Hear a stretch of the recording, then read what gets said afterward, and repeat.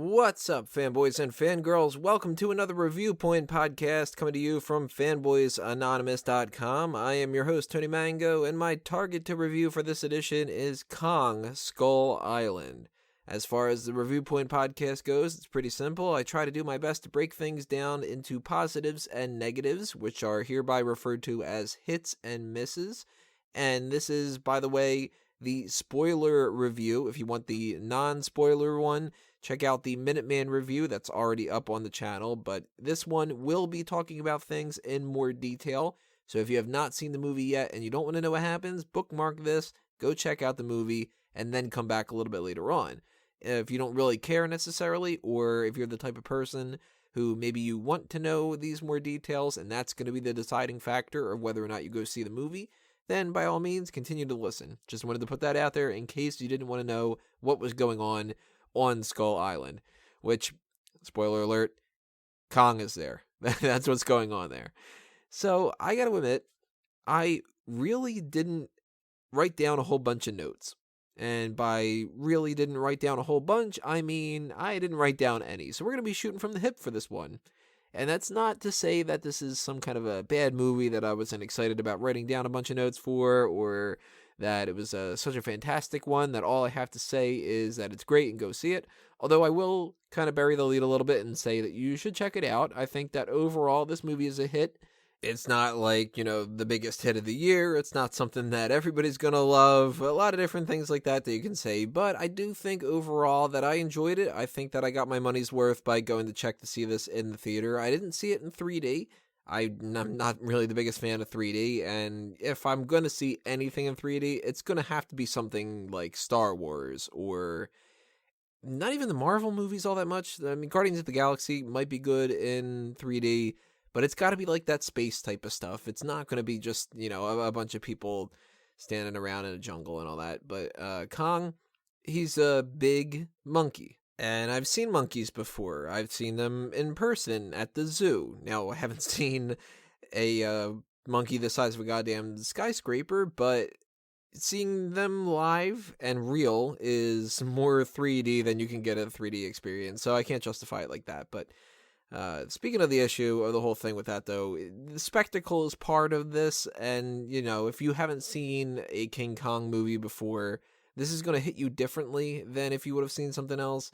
Because there's different time frames. You got to look at this through the scope of somebody not in 2017 who knows the whole King Kong thing and, is used to this by now. If you've seen any monster movie, big monster equals, ooh, okay, but we've seen it before.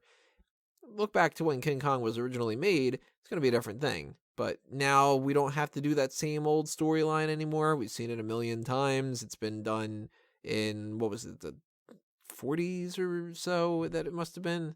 Let me try to look that up real quick. But we did that. We did the 70s remake. We did the 2005 remake. It looks like there might have been a 1993. 1933 is when that movie was. All right. So we had the 1933 one, 1976, 2005. I have seen the 33 and the 76 and half of the 2005. I shut it off recently. I just didn't really feel like watching this all over again. So one of the positives, one of the hits that I would say, is that this wasn't the same thing again. We didn't have to sit through the whole, let's go to the island and it's all just going to be what's going on with Kong. Oh my God, he's a big gorilla. Because we know that now. Now this twists it a little bit. We know that Kong's going to be there. But what else is there? We don't have the dinosaur stuff, but we have some different creatures, and we don't have all the whole Eiffel Tower, not the Eiffel Tower. Why was I going to call it the Eiffel Tower? The Empire State Building scene of him climbing up and getting shot down. We don't have to have it set in a different time period. We have it set in the 70s now with Vietnam, and that's actually something that's another positive about this. I liked the idea that this was in Vietnam. It gave it a different vibe to it. It was like that wartime thing, and that factored into some of the characters a little bit too. I'm going to just jump kind of right into Samuel L. Jackson's character, Packard. He was a good enough character because he was something that I wasn't expecting to see, really. I thought that he was just the generic military leader. And of course, he was the military leader. That's not like a big spoiler here of like, oh my God, he actually was, Godzilla the whole time or something. But I didn't think that they were going to necessarily tie in all the negative energy that happened with the Vietnam War in the way that they did. Again, this is the spoiler review, so if you don't know this information, then don't listen to it yet. But his character turns to really like one of the main villains of the whole damn thing when you can tell that he doesn't really feel like he won the war. I mean, he says in the movie, we didn't lose the war, we abandoned it. And he starts looking at his medals and he's like, all this for what? We didn't like win the war or whatever. And by the time you get to Kong, he's like, you know what? More people died. We were just about to leave. I'm going to fucking finish this. And that was a good way to take Samuel L. Jackson from a guy that everybody universally loves to a guy that it's like, I kind of hope that he dies. And we had another sort of quasi-villain in Bill Randa, which was John Goodman's character, who is from Monarch. He actually started Monarch. And he's the guy that was the crackpot theorist, cryptozoology mix-up sort of guy that he started all the investigation for this stuff. And we don't know by now where this is leading. We're getting Godzilla versus King Kong, but we're also getting some other characters. Maybe not in Godzilla versus King Kong, maybe further down the line, I don't know. But a spoiler for the post-credit scene is that they show King... I'm probably butchering these. I always heard Ghidorah. Maybe it's Ghidorah. Maybe it's Ghidorah. Ghidorah is what I had heard of, whatever. There's Rodan. There's Mothra. No Smog Monster. A little bit disappointed in that. Smog Monster was like the one movie that was always at my Blockbuster when I was watching these as a kid. So I watched that a little bit more than the other ones. And I'm cool with that, man. Like, they say something in this movie that I thought was another hit, which was that Kong is still growing. So you figure you add another 40 years onto that, he's probably going to be Godzilla-sized and they can fight. Although Godzilla's a good guy in the movie, and Kong's a good guy in the movie. So I'm assuming that this is basically a Batman v Superman scenario where Kong and Godzilla think that they are threats to each other and they fight, and the humans are kind of like, oh shit, this is going to wreck everything. And then we get maybe the skull crawlers that were in this movie, which by the way, they were another hit too. They were cool looking, really menacing. They're like kind of dead-eyed. Skull. I mean, that's kind of the point of it. That look to them was really cool. I like them quite a bit. But if we can get Godzilla and King Kong in a tag team against, I guess it's a handicap match, Ghidorah and Rodan and Mothra and whatnot. You know what? Was Mothra a good guy too? Now that I'm thinking about that, was Mothra good? And what was up with Gamera? That fucking turtle thing? I don't know. Maybe they're all going to fight Mecha Streisand. Maybe that's the case. Leonard Maltin's going to show up. And what's his face from The Cure? All that stuff. Maybe Kenny can, sort of save the day a little bit with Cthulhu. Tie all that stuff together. Why not? But getting back to character work, John Goodman's character, I liked that. I liked that they brought in the Monarch thing. And they pretty much had to at this point because this is a universe that's going to be tying in together, so you can't just sort of go, well, we're going to do a separate movie, and then at the last minute go, yeah, by the way, Godzilla. You got to sort of factor it in there. I liked John C. Reilly's character, Hank Marlow, the stranded World War II soldier who befriends his enemy, and they sort of like hang out on the island and get to know all that stuff. I like that he had a happy ending. That was good. I was kind of rooting for him to actually make it home in the end. And if they would have killed him off in some kind of like self-sacrifice, like, well, you know what? I've been here for 29 years and I guess that, I might as well die here, that kind of a thing, I would have been a little bit disappointed. Brie Larson's character was fine. I don't really have any complaints about it. I wouldn't say it's a full-on hit. I liked her angle of the whole anti-war photographer thing, so that's good. That's a hit. I didn't really like the idea that, like, she was sort of just drug along, kind of. I mean, I can kind of say that about another one, too. I'm trying to look up which name he actually was. Is it Reels or Relis or whatever?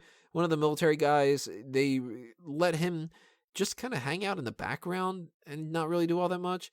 But Brie Larson's character is better than that. You know what? I shouldn't say that she was dragging along. She was there to provide a different thing. She was the only woman in the whole thing except for the completely pointless San or San. I'm not even sure how they pronounce her name in the movie because her character, the geologist or whatever, pointless. She was a total miss. So Brie Larson, I'll give her a hit. And I'll give the other one a miss. Shame, too, because, why waste that type of a character? I'm going to give that Relis or Reels or whatever guy. He's a miss for sure. He was my least favorite out of the whole military brigade. The Sam Jackson one was a hit. I liked the Slivko. He was fine. He wasn't really a hit so much as like a ricochet, I guess you could say. He was in the middle. He was fine. I didn't really want him to die, but I didn't really want him to live too much. Like, if somebody else had to bite the bullet, if he was the one that would have gone, I would have been okay with that. Mills was better. Mills was a hit. And Cole, I knew he was going to be dying, which, that actor, let me look him up real quick, too. He reminds me so much of, oh my God, I'm blanking on his name, from Forrest Gump, Gary Sinise. This dude looks like he is the younger Gary Sinise, kind of, and I always sort of just want that dude to play a young Gary Sinise or like his younger brother or something like that. I don't know. And I know him mostly from Agent Carter, and I know I've seen him in something else here and there. I'm looking at his IMDb right now. Silver Linings Playbook, I've seen him in that. American Hustle, Wolf of Wall Street, Nonstop. Is that bike movie that wasn't that good? Oh, no, that's... Okay, I saw that anyway. That's Liam Neeson and stuff. I'm getting completely sidetracked here. And Star Trek Beyond. Holy shit, this guy's in like fucking everything. Alright, so no wonder I recognize that guy. But I liked him. Wrist Cutter's Love Story. That's another one that he was getting. By the way, watch that movie. I want to watch that again. See if that's as good on the second time around. I liked it quite a bit when I watched that originally. But anyway, getting back to Kong Skull Island. Let's talk about some other movies here. The other characters, for the most part, were mostly misses. Tom Hiddleston's character was a hit. That was fine. And the side guy for John Goodman, he was okay. I think his name was Brooks in this. Let's see. Houston Brooks, played by Corey Hawkins. I liked him. But I didn't really like Toby Kebbell's character, Jack Chapman. How, generic of a name. Captain, or was he a captain? I think he was. Captain Chapman, Jack Chapman. Oh, he did Kong. Huh. He did like motion capture or something like that. Okay. I didn't like his death either. So if I'm going to have to go by character breakdown here, let's give a little bit of a recap. Hiddleston, he's a hit, but it's a minor one. He's really just kind of blah. Same thing with Brie Larson's character, Mason Weaver, but they're both basically hits. Sam Jackson is a hit. John C. Reilly is a hit. John Goodman is a hit. Corey Hawkins is a hit. John Ortiz is Victor Nieves or whatever. He's middle of the road. Toby Kebbell is a miss. Jason Mitchell's Mills is a hit. Tian Jing, her character, miss. Cole is a hit. Slivko's middle of the road. Reilly's or whatever, he is a miss. So we got a healthy mix between the two, but this isn't a character study. This is Kong. You go to the movie because you want to see King Kong. And Kong is a hit. He looked well. The action was great in this. I don't really want to say that it's... let me put it this way. If this Kong would have died, I wouldn't have been as upset as the Kong in the other movies because they do a better job of making him seem like he is like a pitiful creature in the other ones. In this one, it's focusing more on action. But I would have been a little bit annoyed if they would have killed off Kong because first off, it makes no sense at all because he's got to be back again. And second, they do show at least a little bit of Kong being good enough that you're like, okay, he's a good boy, that kind of thing. The whole pat him on the back, here's a banana, here you go. So I would give Kong a hit, and I mentioned before the Skull Crawlers, those are hits, good villains to kind of throw into the mix there. The spider scene was interesting. That was something that it was kind of creepy, and you don't really want to come across that at any point, do you? I could have done without the cheesy slow motion in the action scenes. That threw me off. That's going to be a miss. And there was a few weird edits and cuts from time to time that I was a little bit curious about. I don't know why they necessarily did that. Kind of threw me off. Music was good. Going to give a hit to that one. And overall, I mean, if you look at this type of movie as something that you thought was going to be like a game changer, it isn't. It's a King Kong movie. It's a generic monster action film. You got the whole wow factor of King Kong. You got the rooting for the monster angle, because by the time they introduce the skull crawlers, you're like, all right, you want those to die. Those are the bad ones. But you got some bad people in the mix too, so you got a little bit of a dichotomy there, but it's not like, this is really like making a big statement or anything. And in the grand scheme of things, I'm going to look at this as a hit. I mean, this was better than Godzilla, and I'm curious to see where they go from the future. When they do this King Kong versus Godzilla movie, or Godzilla versus King Kong, or King of the Monsters, whatever they're going to call it. I'd rather it be called King of the Monsters, by the way. That's just a little bit of a side note. When they do that movie, I'm going to be there opening night.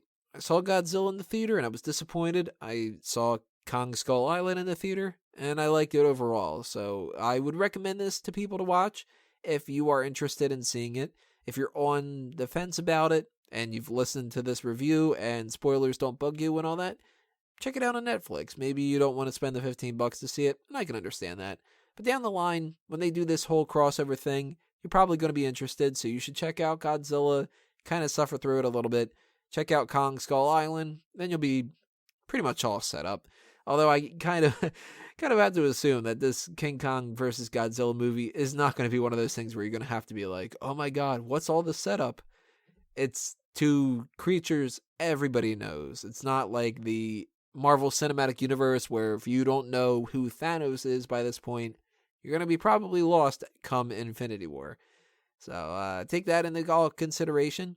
But I'm going to give it a thumbs up overall. It's not the most enthusiastic thumbs up in the world. It's not going to be a 10 out of 10. But if we're going on a 10 scale and 5 is a middle road and a 0 is the worst that you can get, I'm going to give it about a 6.5, a 7, something like that. I mean, it's good enough. Nothing really to complain about all that much. So that's going to do me in for this rundown and this episode of Reviewpoint. I want to thank you all for listening, and I want to invite you to share your thoughts with me in the comments below. Tell me what you thought about the movie. Did you like it more than I did? Maybe you didn't like it as much. Whatever the case may be, tell me what you thought were the hits and what were the misses and everything in between. Be sure to stay tuned to this website and the YouTube channel for more stuff coming your way. Just hit that subscribe button if you haven't already, and follow us on Facebook and Twitter as well, so you can get notified of everything else that pops up. I'm pretty sure the next time you're going to be hearing from me is going to be Iron Fist, so there should be an episode 1 breakdown, and then a full season 1 recap of some sorts, and that's going to be coming up around next week or so, so keep that in mind. But this has been episode 41, 42, something like that, of Reviewpoint. I don't know, we stopped numbering them a while ago. I am Tony Mango, and I am a fanboy. See you next time, everybody. Geeks out.